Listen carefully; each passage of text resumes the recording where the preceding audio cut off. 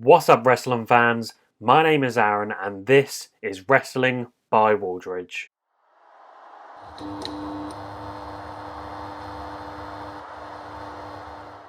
I hope we've all had a great week, and welcome to another episode of my top 5 wrestling matches of the week. But before we get into it, if you enjoy the video, please make sure to hit the subscribe button. We're on the road to 350 subs, but let's get started.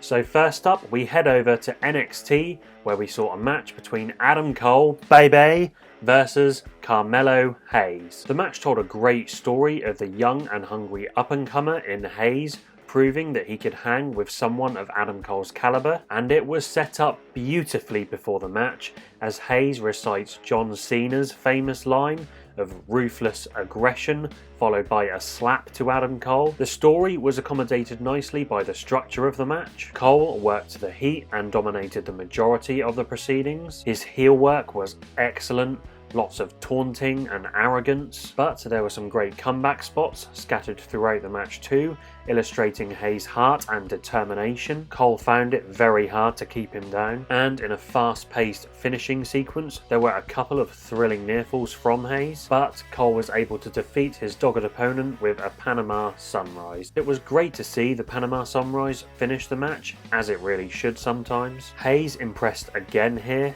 There were a couple of moments of hesitation with his work, but the lad has got great ability and his selling was good. I think he uses his athleticism really well when he bumps, similar to that of a Ricochet.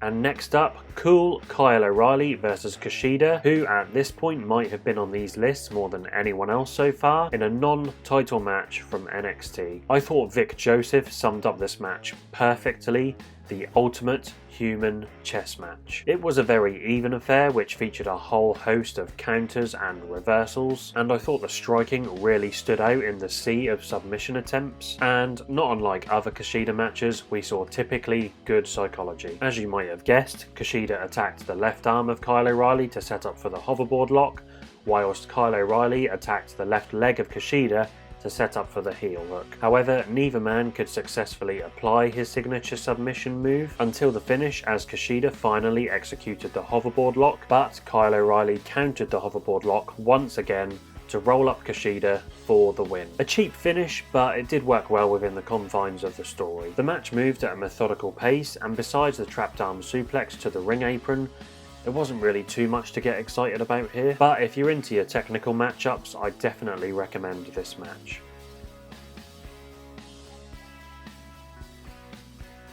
And next up, Tom Lawlor versus Carl Fredericks for the Strong Openweight Championship from New Japan Strong. Tom Lawlor heavily leaned into his character as the arrogant champion against Fredericks, the plucky underdog challenger, but Lawlor underestimated Fredericks. It was a very even affair to begin with, and so Lawlor became frustrated. Lawlor demonstrated great heel work by pulling on Fredericks' hair, taking powders outside the ring, using Kratos for a distraction, all to slow down Fredericks' momentum, and it did work as Lawlor took advantage of an overzealous Fredericks to take control of the match. The pace was a little too slow for my liking up to this point, but it gradually picked up as Lawlor's supremacy was interrupted by some great comeback spots for Fredericks. The result was never really in doubt, but there were a couple of close nearfalls for Fredericks. However, Lawlor's ring IQ allowed him to avoid defeat each time, and in the ultimate disrespect to Fredericks' mentor, the legendary Katsuyori Shibata, Lawlor puts down Fredericks with the PK for the win. The selling was solid, the wrestling was hard-hitting, and both men worked their asses off in this match.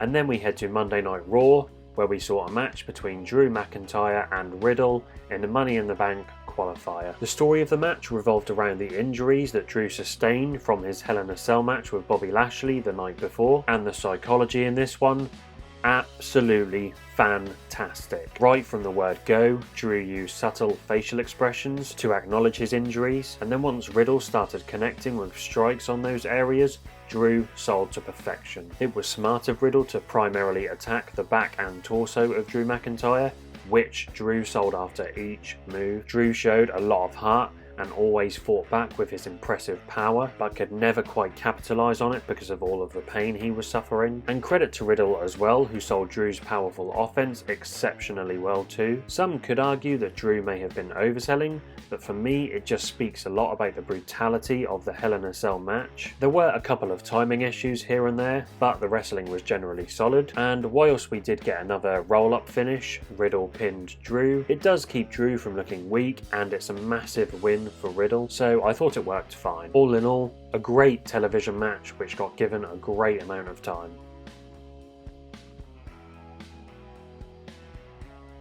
And then finally, we saw an excellent main event from NXT UK, Ilya Dragunov versus Joe Kofi versus Rampage Brown in a triple threat match to determine who Walter's next challenger will be. I thought there was a little more emphasis on Dragunov's story of him overcoming his inner demons obtained from his previous encounter with Walter, but mainly this match was just about proving which of these men was the toughest. Perhaps not a story which matches up to the great triple threat matches we've seen this year, but this match may have been the most physical. The striking was very snug. Seriously, Rampage Brown's chops give Walters a run for their money, no word of a lie, and there were some really impressive feats of strength from all three men which made for some excellent spots. The pace was lightning quick, it never gave up, so credit to all three men's endurance, and neither man spent too long on the outside of the ring. I thought the match was relatively unpredictable, which only helped the near falls in this match. Each time someone would try to end the match, another would prevent it from happening, and this occurred in the finish too,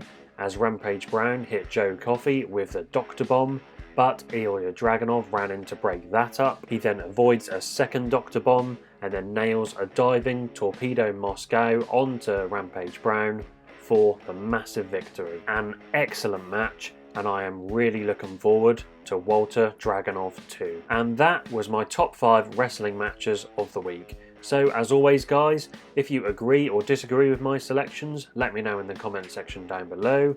Let me know what your favourite match of the week was. Guys, if you're new here and you enjoyed the video, please make sure to subscribe. You can always follow me on Twitter at WrestlingByW. Give the video a like, give it a share, hit that notification bell to be notified when I release new videos. And in a quick update on my Legacy Sessions series, I have got episode 2 planned with another special guest, and it should be dropping in the next week or so. I hope you enjoy the rest of your weekend guys, and I shall see you all next time. Bye bye.